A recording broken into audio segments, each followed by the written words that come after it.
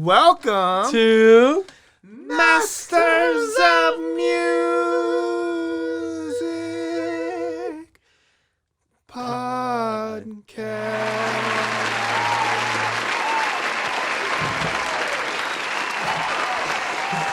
I'm Voldemort. I'm Derek. And this is episode 16. Episode 16, we're finally old enough to drive now. 3, 4, nobody's gonna take my car. I'm gonna race it through the ground.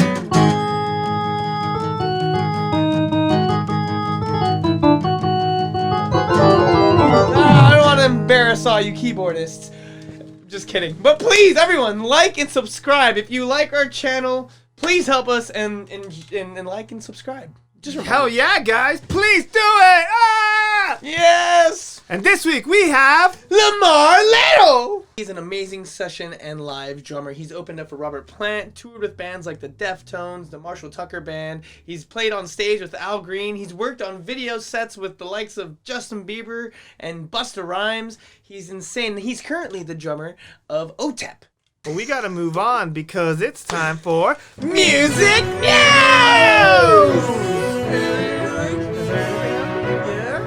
I can't hear you! Well, this just in! It's not Justin. Elton John, Sir Elton John, doesn't like to listen to his own music. Matt Everett from BBC Six Music had an interview with him. Elton's doing another re-release of his albums, and he came up in conversations like, hey, do you listen to your music? And part of the quote is, no, I don't listen to any of my records anymore. I just don't do it. I don't do this thing where I sit in the vaults, like this and that, listen to live record. I just don't do that stuff anymore. It was just kind of an interesting thing to hear from Elton. I kind of feel where he's going from because I don't like listening to anything I've done before. Right. But I kind of like seeing live performance stuff, but I understand it's kind of like that Johnny Depp thing where he doesn't watch his own movies. Yeah. Like, why in the fuck you're going to if you keep listening to yourself, you're going to probably keep writing like that old version of yourself. Oh, that's true. Yeah, because you're just like stuck in that place. Yeah. I try to get it out of my system.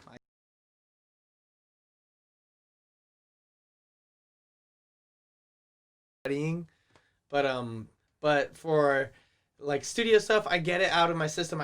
I'm so proud of it. I'm like, oh yes, play it again. I just loop my stuff for like 1 month and I never want to listen to it again. It's just like force feeding yourself so you vomit. There's like a name for that sort of thing, isn't it? Like I don't know, where you just become so sick of it, you're like, okay, I don't want to hear that anymore. Yeah, I don't know, just like the pain of the studio when I hear it anymore. Oh yeah, you get like PTSD from recording it. Yeah, like I don't want to listen to that shit. And then it's like, even though it sounds good, it's like it's great. They all sound good, but like listening to it again, it's like, why am I listening to this? Like I can be listening to BB King or something else. So I'm like, okay, I don't even like listening to music that often, or even going to shows really. Yeah. So like I made it now a thing because of quarantine that now I'm gonna start going to see concerts. Because a lot of the fucking people I like are dying. Yeah. So I gotta go see them, like at least the Stones one time, because I've never seen them. Yeah. And like a bunch of other bands. Like Ozzy, I've never seen him. I saw him like in a Jimmy Kimmel live thing, but I've never actually seen like Sabbath live or any of that. Yeah, but I hate going to see any of it because it's work. Yeah. It felt like work to me. Like oh, I've done this, I've listened to this. I think I haven't been a fan for a while, so now I'm like trying to be a fan. Yeah. Also, Prince said in an interview, someone's like, who do you listen to nowadays? And this was like in the 90s. He's just like, I don't listen to anyone because I'm writing music. He said like so diva, and I was like, whoa, shit, okay. And ever since then, I took his advice. I'm like, yeah, I'm not going to listen to people right now. I'm just going to like try to create my own thing, be a vessel. Let us know what you think. If you guys listen to your own stuff, because a lot of you guys are musicians that watch the show, or if you're a chef, do you eat your own food, or a plumber, do you use your own pipe? Yeah. We don't know. Just let us know. Write a comment down below. Yeah. But we got to move on because it's time for Lamar Little!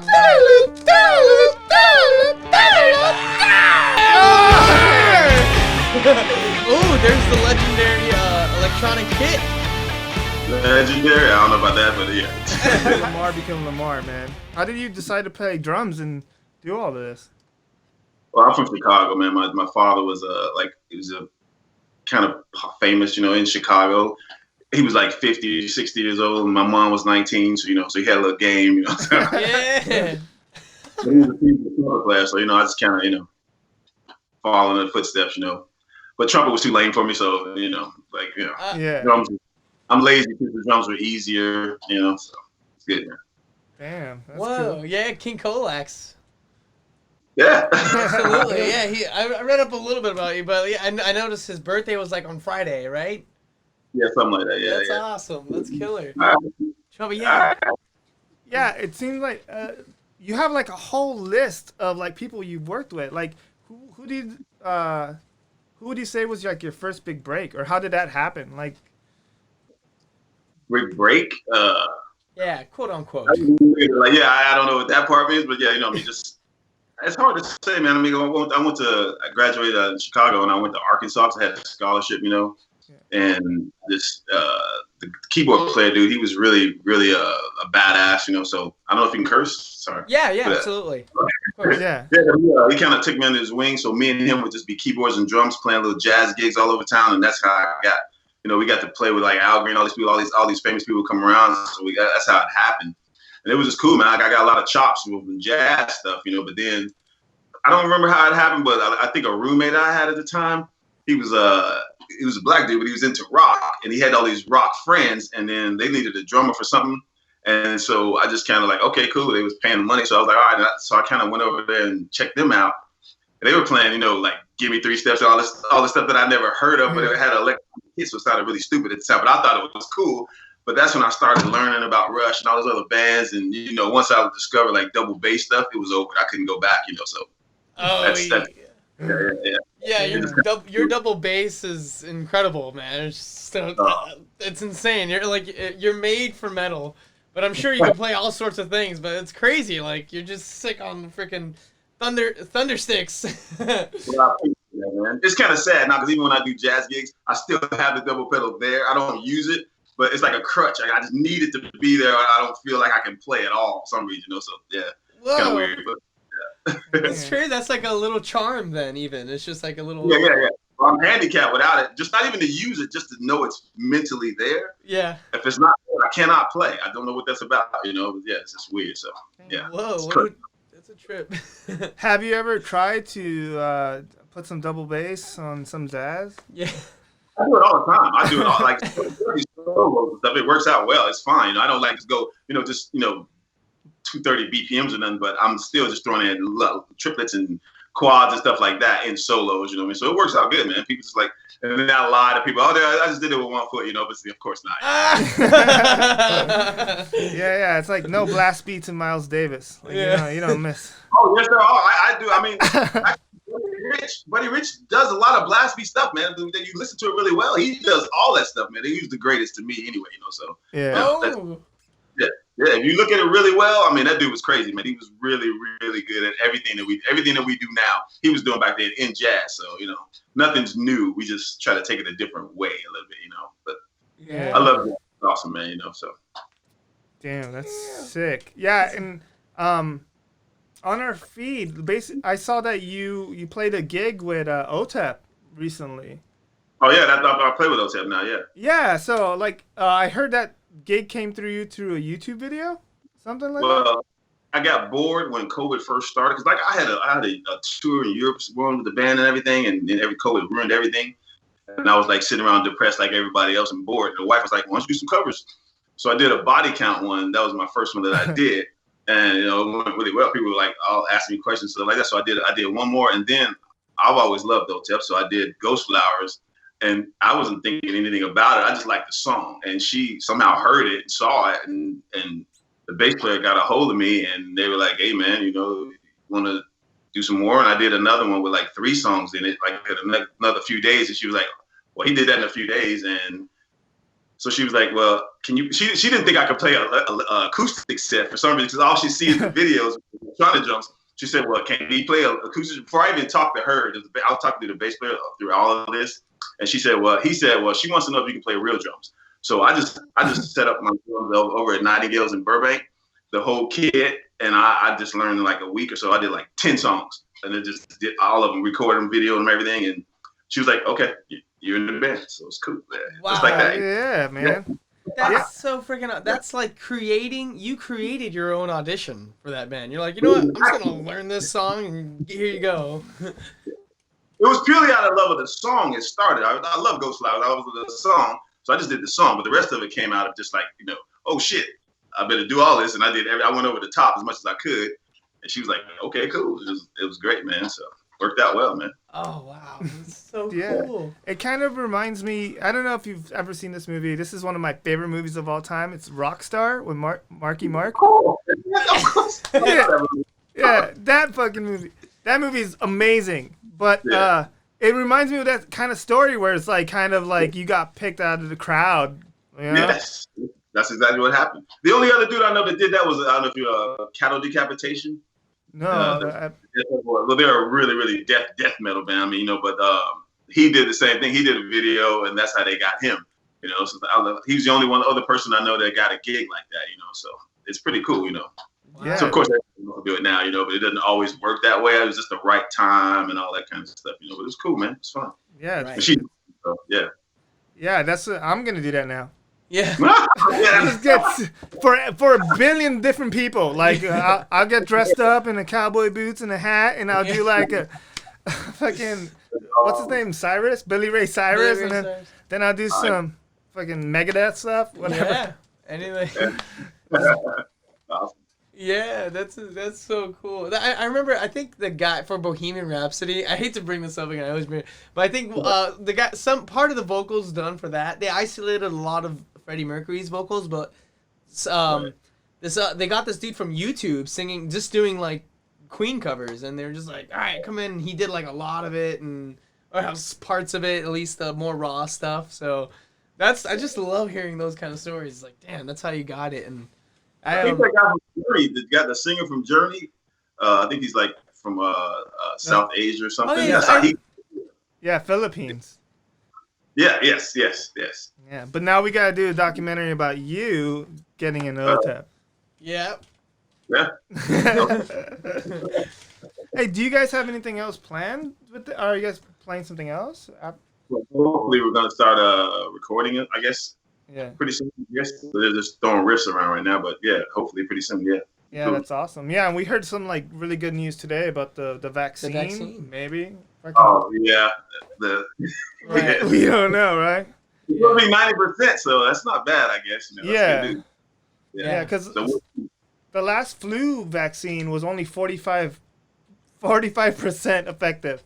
Right. Yeah, so 90 is way better than 45. Yeah. And they put that shit out. You gotta test it out first, though. I'm not gonna be first. Oh yeah, me too. No, yeah. That's it. That's a good point. Yeah. No, I'll let everyone do it first. What? Okay. Yeah. What do you remember your last gig? Speaking of not performing out, like, what was the last place you played? Outdoors. In Big Bear a few days ago. It was weird. So yeah. Oh wow.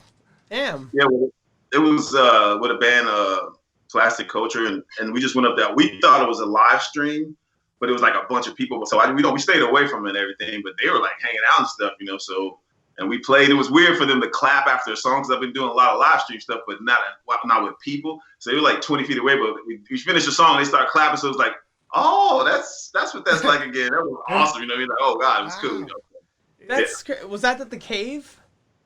No, it was outside at some big drive-in theater where they had a movie going. They were about to play a movie, the drive-in, and they had the band. We thought it was a live stream before that, but they were sitting there watching us play. So it was cool. I mean, it was good. It just made me miss it just that much more, though. Oh yeah. Yeah. Wow.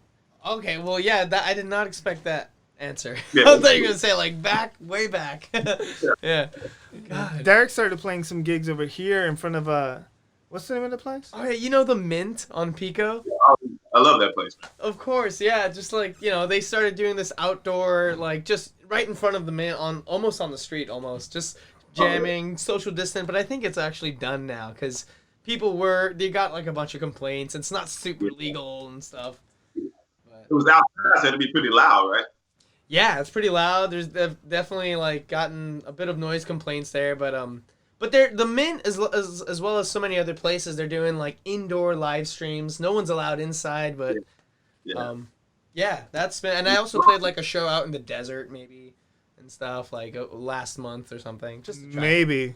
Yeah, I don't remember. It was like a whole Doors experience. I was like, what's going on? But there's a lot of things over there. Like I'm going to 29 Palms. I don't know if you ever heard of that.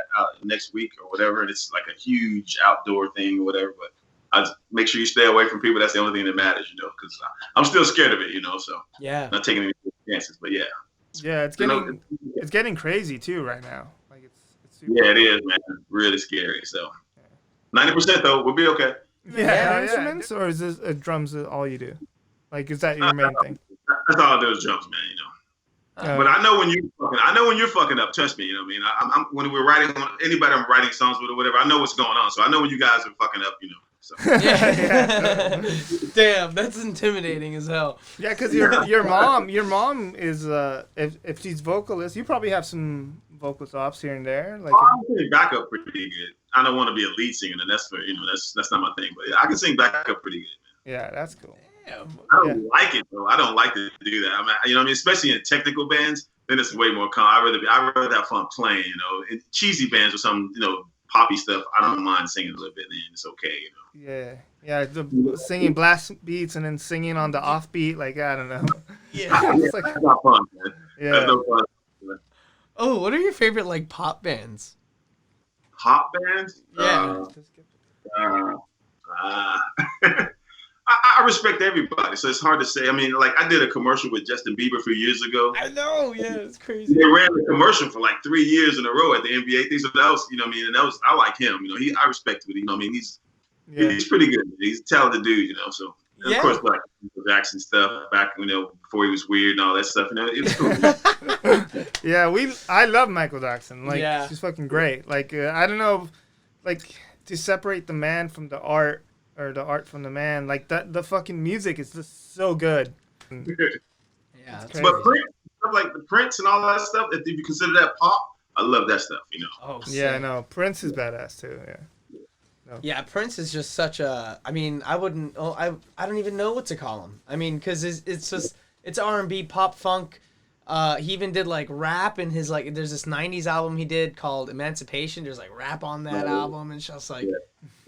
He's just every and rock and roll to the bone, like god damn it, like and metal shit, like I can't, those are the best artists. And he did a Batman album, for Batman. Yeah. You're never gonna beat the Super Bowl. Remember the Super Bowl when they're raining and playing Purple Rain and Rain? You're never gonna beat that. Yeah. No. Yeah. Damn. What kind of stuff do you guys like though? Yeah, I like a lot of rock and blues based stuff. So like I grew up on I call them like the three. Now I'm into the Kings, like B.B. King and Albert King, but I started with like what I call the three kings of metal, like Deep Purple, Black Sabbath, and Led Zeppelin.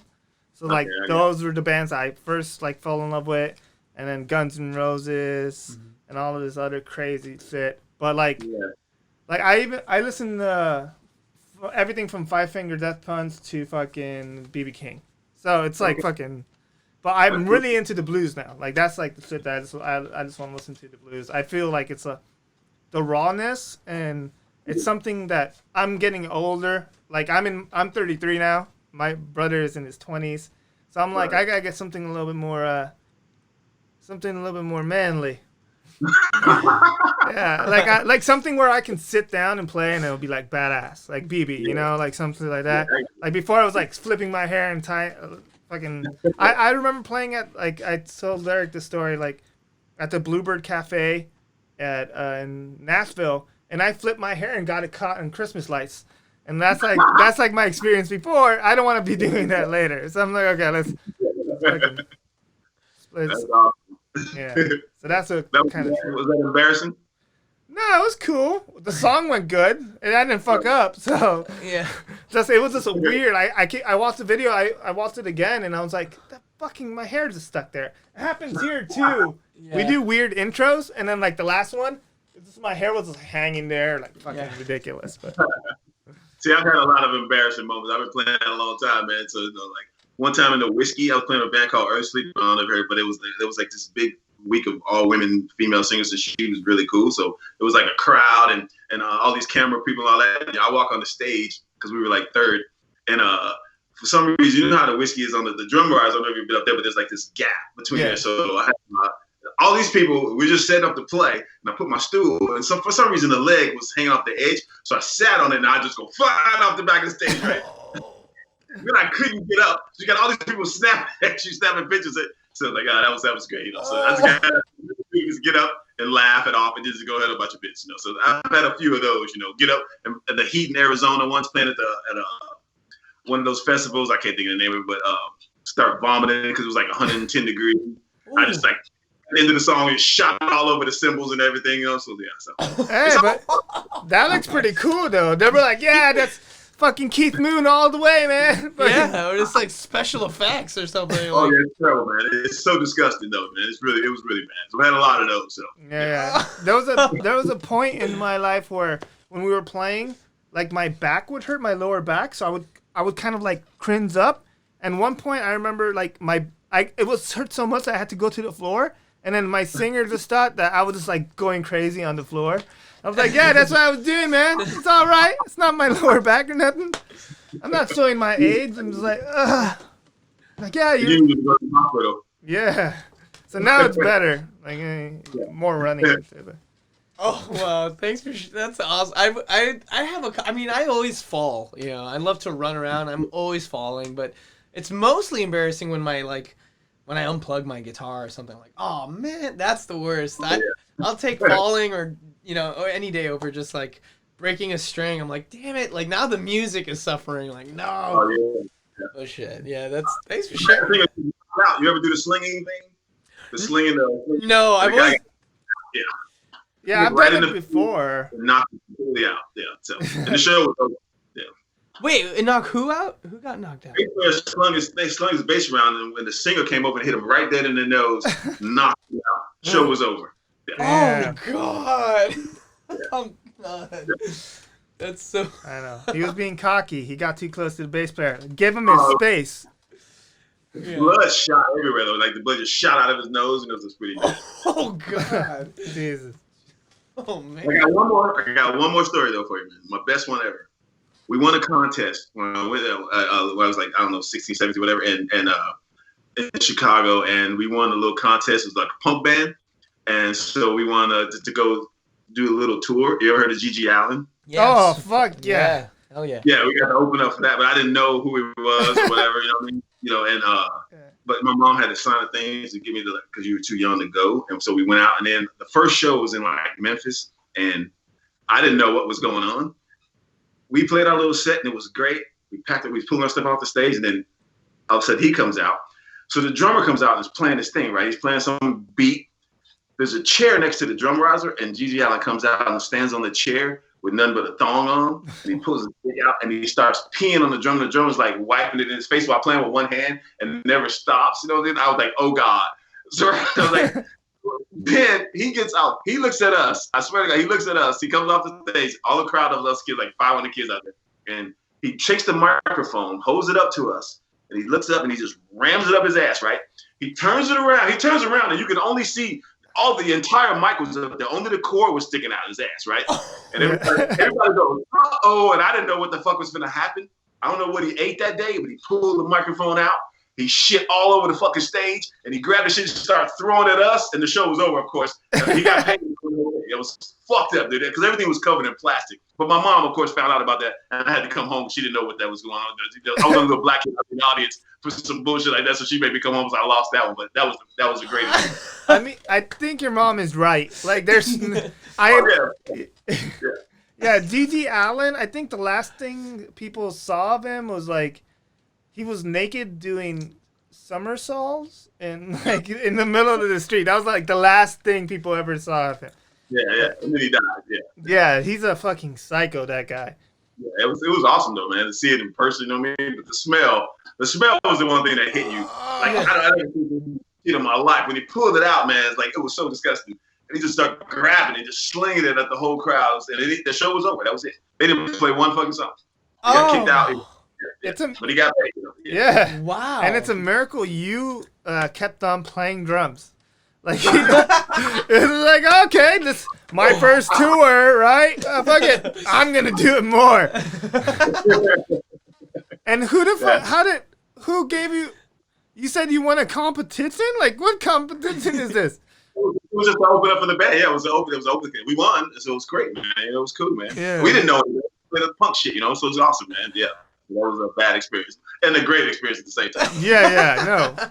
That's like, I don't know anybody else I can talk about like that. There's like the mentors, but they're not as crazy. And then fucking like Iggy is just, he puts peanut butter, not sit all over himself. It's like a different kind of thing. Yeah. G.G. Allen. Shit. He was a scary, fucked up dude, man. That was some crazy shit, man. To be in that band, I couldn't have been in the band though. Man, he just get pissed all over and wiping it all over, all that kind of shit. It's pretty just, it's crazy, man. And it's you're not making a lot of money in that band. There's no way you're making any real money. So that drummer really had to love what he was doing. Yeah. That was his brother, though. It was his brother. Oh, damn it. Fuck. Oh, shit. Yeah. You just made things real awkward for us. For us right here. This is not... That's funny. We got to step up our game at the show now. Yeah. That'd be awesome, man. That would be awesome. Fuck. Final five. I did 10. I don't know why. Okay, number 1. What is the most important piece of gear, secret weapon, while on tour or in the studio? My pedals, they go everywhere with me no matter what. Everywhere. I have a little doctor's case the kind of that folds on the top, so I stick the double pedal on the top of that, because even when I use 2 bass drums, I use 1 kick because they teach you on the sound. Yeah. They go everywhere with me no matter where I go, so that's it. Easy answer for me. Damn. Dropped. What do you have a specific one that you love? Like, what is your brand? Or well, with these I use the Axis pedals, but the double pedal is Pearl, the Demon Drive pedals. That's what I take everywhere with me. They're my best. They're the fastest and smoothest and just the best. Yeah. Nice. But that's also sick. Axis too. They're like they're kind of an indie company, aren't they?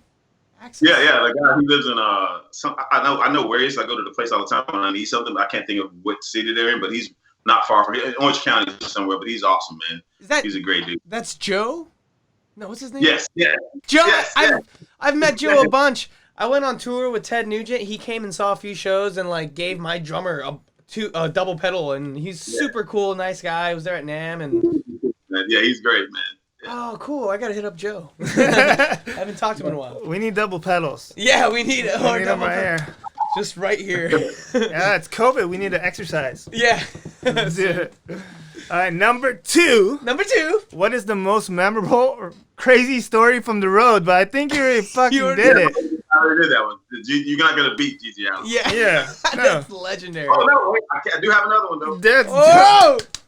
I played the blues band where I was with my wife in Kansas. And we were on the road, so we needed the money. We could not pass the gig. We were in Arkansas.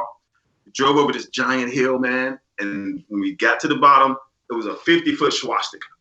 What? It was 300 Nazis, man, and we needed the money. We could not go, so they had security, stay with me for a minute. You know what I mean? But I didn't care so much. But I was the only black dude. 3,500 dudes, and we played the gig. It was fun. I had to go to the bathroom, and this dude, we're pissing in the stalls next to each other. And he looks over me with this giant swastika on his arm, and he goes, "Nice show." And there was no one bothered me. It was fun, but I was the only black dude in them, and it was crazy scary at first. Then it was fun. So yeah. Whoa! Oh my God, that's like a movie. That's like a scene. Holy shit! Damn. Starts with Gigi Allen. I mean, makes sense. Yeah, I know. Seriously. Yeah. It's not that hardcore. You can handle that. Yeah, seriously. Yeah. Oh my God, did you like? I mean, you must have felt a lot of mixed emotions about that show. You're like, When you need the money because you can't get to the next place and get home and shit, you had no choice, man. Yeah. So, yeah. Damn. Fun, yeah. That's badass. Okay, cool. Yeah, that's. It sounds better now than it did at the time when I was scared out of my mind. Yeah, because you're just like, the only thing I can protect myself is with my double pedal and my sticks. Like, I don't know what the fuck I'm going to do. Yeah. Jesus. Okay. Oh my God. All right. So number 3, I love this one. What are your tips for songwriting? When I have something in my head, a riff, a bass riff, or a guitar riff, I just grab the phone and turn the recorder on and just sing it.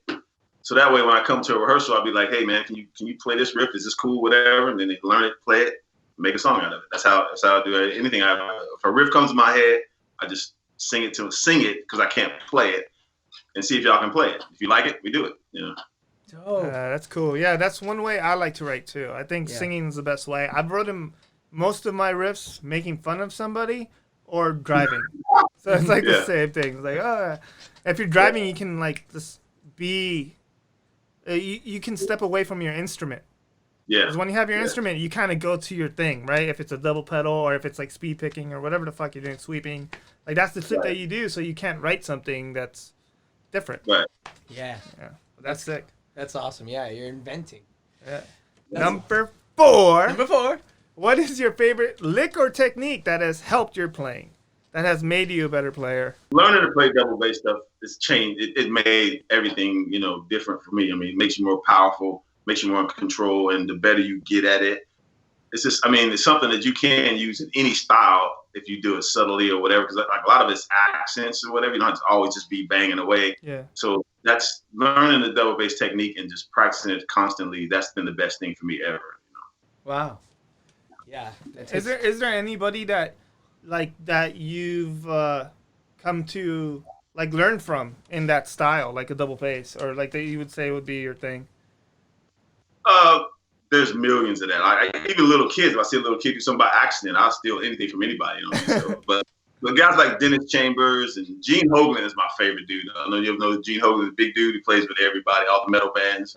But it's just different techniques of doing, not just straight double bass stuff, but doing triplets with your feet and quads with your feet and just different little things to try to do that. I've copied and learned stuff and learn my own style from other people. You see someone else do something and you just, everybody steals from everybody, but you got to learn to put it in your own style. And that's what I've always tried to do. I see something cool. I try to do it my way. That's it. Damn. Nice. I have one more. This might seem like a dumb question because I'm a guitar player, but I have drummers tried to teach me how to play drums. And with the pedal, I always felt like it was like the hardest thing. But I've had guys say heel down or heel up.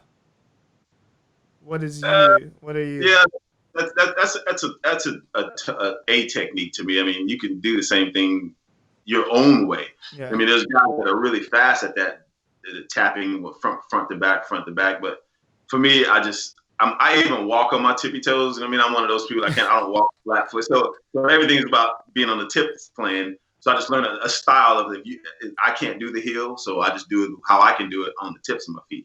So. Okay, yeah, because that's what, especially if my first gig was with Gigi Allen, I would always be on the tips of my toes, fucking forever, just like gotta get the fuck out of here. On the edge of your seat, on the tip of your toes. Yeah. That's really good, yes. Yeah. Number 5, the last question. What is the best advice you would give a person looking to do what you do? I promise you, the best thing to do is practice and visualize yourself doing it. Especially if you got an audition with somebody, you practice in the mirror. Like there's a mirror in front of my drums. Not an ego thing, but it's just watching myself play and just trying to take techniques. But always think about what you're doing. You visualize what you're going to do or who you want to be with playing. It always works. I promise you. I don't know why. If you just really do it and you really practice, you got to be good because everybody here is good. Yeah. But you see yourself doing it and you just work really, really hard at it. I know it sounds like a stupid cliche, but it always works. If you just practice hard and let people see you, you'll be fine, man. Because when I heard a guy told me that you can't hide talent. So if you let people see you, just like the YouTube video, whatever, you cannot hide talent. You got talent. And you put it out there, someone will see it, and you will get what you want. I promise you that. That's the truth. I'm living proof of that, And I ain't no one special. Just practice and you go out there and do it, man. That's all it is, Fuck yeah, yes. Man. Oh my God. That's the first time we've heard that. You can't hide talent. Yeah. I think we've always known that, but we've never. I always tell people, you got to get out of your fucking room, or you've just got to go out and do something, because everyone is a human being. We are all people. Everything is made by a person. This fucking ukulele is made by a person. That means I can make a ukulele if I wanted to. That means I can write a song, I can perform, I can do whatever I want. Just go out there and do it. Yeah. But yeah, you can't hide talent. That's fucking awesome. Yeah. Nobody's any better than you. You just go out there and do it. If he did it, if I did it, then you can do it too. That's how I look at it, you know. So yeah, fuck yeah. I'll be the next drummer of Otep. Yeah. Oh, yeah. Wait a minute now. Deal with me, and I'm always ready. So. Okay. Yeah, that's right. That's gonna be hard. We gotta practice. That's awesome. That's such a flow of the universe way to look at it. Don't stress so much about it. Just work and make it happen. Like, you know, just. Yeah, that's it. Damn. You guys are pretty awesome, though, man. I like you guys. You're cool, man. Very cool. Thanks, dude. Fuck yeah, Awesome. man. Hell yeah. Yes. Thanks, dude. I'll see you later. Thanks. Bye.